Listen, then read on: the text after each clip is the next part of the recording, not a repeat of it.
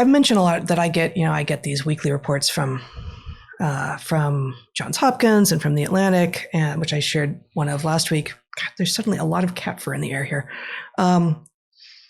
And also from Harper's Magazine, which is like the Atlantic, one of the oldest running monthly sort of arts and culture. I don't even know if it thinks of itself as an arts and culture magazine, but a literary magazine, really extraordinary. But their weekly review this week struck me because the first two sentences of the first two paragraphs were so very different in tone from one another. Let me just read the first sentence of the first paragraph and the first sentence of the second paragraph here. Kyle Rittenhouse, an 18-year-old who last year killed 2 people and wounded a third during protests against police brutality in Kenosha, Wisconsin, with an AR-15 style rifle, which he, then a minor, was prohibited from carrying in public, was acquitted of 5 charges, including first-degree intentional homicide and the use of a dangerous weapon. Okay, it's not as bad as it might be, but it's definitely got a tone to it. First sentence of the next paragraph. 5 people, 3 of whom were members of the Milwaukee Dancing Grannies, died in Waukesha, Wisconsin after an SUV plowed through a Christmas parade whose theme was comfort and joy. Do we know what the SUV's motive was?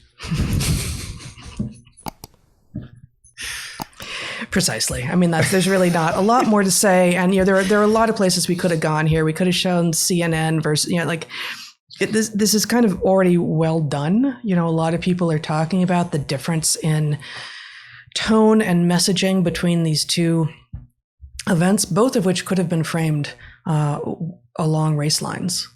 And in fact, the Waukesha driver seems to have perhaps framed things himself along race lines, but we are not shown that version of the story in almost any of the media. And just seeing in a single piece of journalistic-ish. I mean, I don't know if the Weekly Review considers itself journalism exactly. It's a little bit pithy. Sometimes it gets a little tongue-in-cheek. It puts things in counterpoint that don't necessarily go together, but make your head spin a little bit.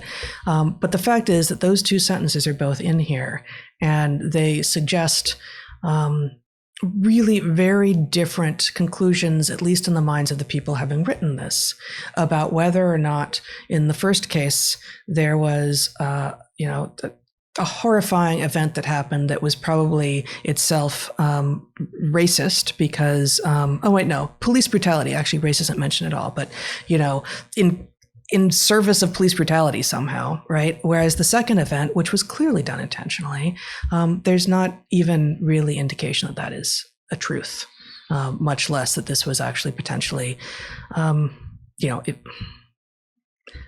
that it was actually quite violent and awful.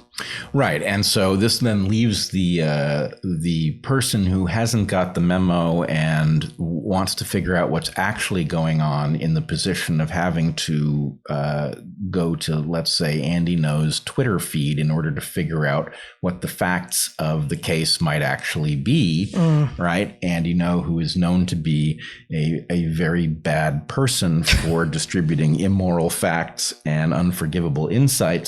I actually have not. I haven't been shown Andy Ngo's Twitter feed in a long time, even though he and I are actually in contact off Twitter. So you would think that would raise his profile on my Twitter feed because I know they're watching everything. But right. Interesting. No, yeah, he is. That was a great phrase that you just used about him. I think that he is dispensing immoral facts and unforgivable insights.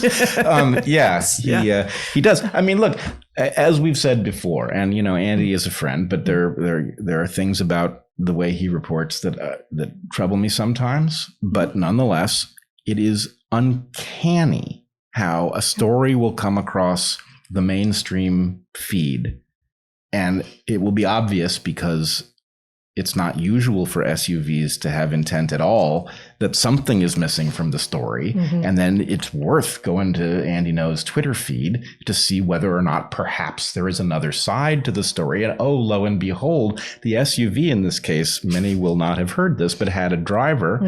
And that driver posted stuff on social media that may be relevant to his state of mind, right? So yeah, he was not a pure and angelic shepherd of the SUV, but actually a man with intention, and those intentions were not entirely, if at all, good. He did not seem lovely.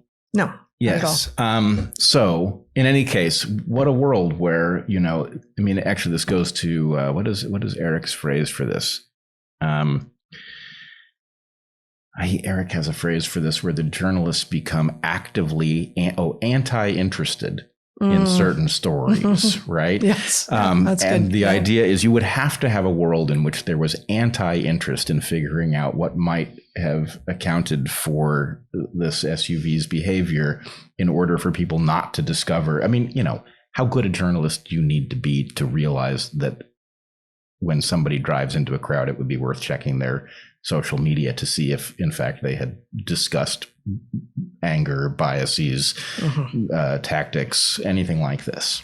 No, but it doesn't go in the direction that we're supposed to be talking about now, right? Because violence in that direction has been too often over-reported in the past, and therefore we shall underreport it now, or something. So goes the ridiculously bad analysis. Right, which actually raises another sort of linking point between the topics we've been discussing so far, which is that there has been this mind-numbing bias in terms of what could be reported on issues of race, gender, equality, equity, etc. And it is obviously a religious cult phenomenon.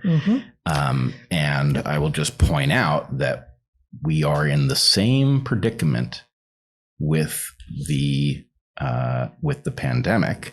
And so we were having a little discussion on Twitter this morning about what the right term is. The term I've been using is medically woke. We have all of these medically woke folks who are dispensing the public health narrative as if it was scientifically well-founded.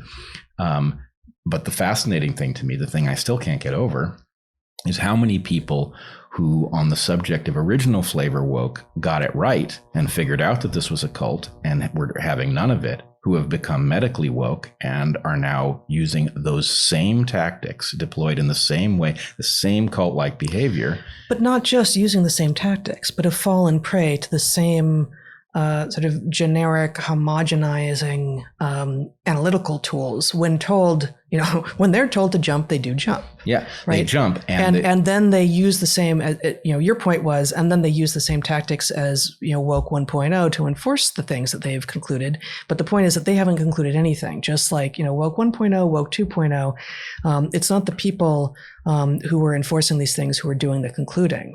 They may be deluded into thinking that they are doing the concluding, but they have actually been handed a set of conclusions. And in the case of, woke 1.0, because it ran so counter to everyone's, frankly, but lived experience, that, college campuses are bastions of white supremacy and everything, a lot of people could say, wait, no, I don't think so. Not at all. But because this, if I like your naming here, woke 2.0, medically woke, so many people really recognize that they have been failed by an educational system. They don't know how to assess scientific or medical information. They don't even necessarily know when they have been given simply a conclusion versus the data with which they could do their own analysis if they had those skills. And so they do accept a conclusion, but somehow have obscured from themselves that they didn't do their own analysis. They think they've done their own analysis. And then when they go marching out into the world to, tromp on those people who actually have done some of their own analysis and have come to a different conclusion, they think that they are being righteous and saving the world. No, it's like they have ordered from the back of a comic book a detective kit. And part of it comes with a magnifying glass and a Sherlock Holmes, deer hunter hat or whatever, right? And it comes with a book, right? You're a sleuth and you're going to connect the dots, but the book is one of those connect the dots books that kids, I guess, want. It's just literally dots. It's numbered dots, and you connect them, and it makes a picture. And so they're constantly, patting themselves on the back for discovering the villain, which is sometimes us. And actually, what they've done is demonstrate that they can count by ones. Right. They can connect dots that have been placed in front of them for the purpose of connecting. And it's very disturbing.